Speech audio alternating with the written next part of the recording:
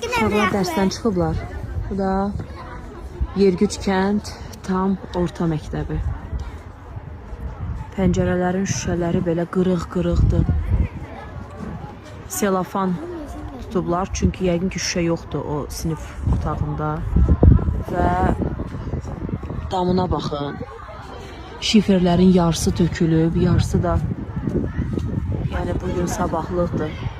Güclü bir külək olsa töküləcək. Uşaqlar hərəkət edirlər. Baxın, ərazi ilə məktəbin giriş-çıxışıdır. Çox pis vəziyyətdədir məktəb binası. Pəncərələr qırıq-qırıq. Vay, vay, vay. Heç şüşə belə yoxdur. Selofan çəkiblər. Burada ümumiyyətlə içəridə şifoner şkaf qoyublar ki, biraz qabağına tutsunlar. Çox pis vəziyyət. İçərisinə bu cür odun qoyublar. Ayaq yoludur. Yaxınlaşaq görək. Kənd məktəbinin ayaq yolusu. Yergüc kənd tam orta məktəbinin ayaq yolusu. Baxın, uşaqlar.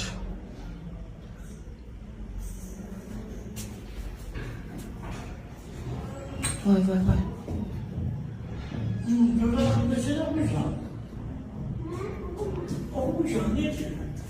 Ayaq yoludur bu.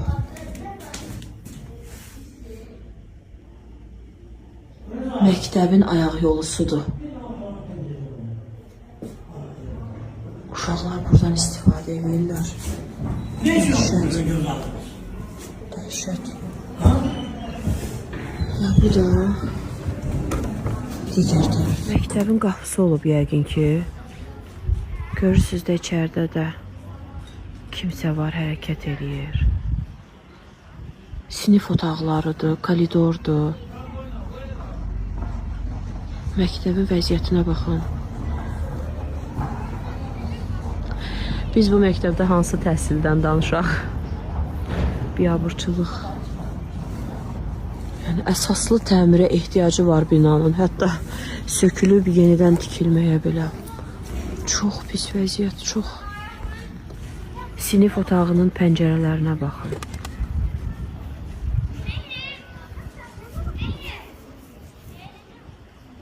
Məktəbin pəncərələrinə baxın.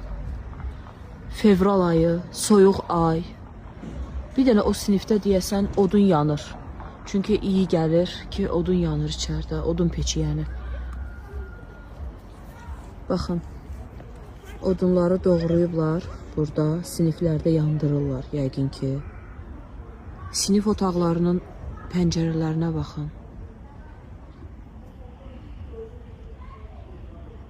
Bu da idman zalı, yəni çöl tərəfi. Şüşələr qırılır, tökülür. Vay vay, balaca uşaqlar oxuyur burada. Yerə tökülər, əllərini kəsər.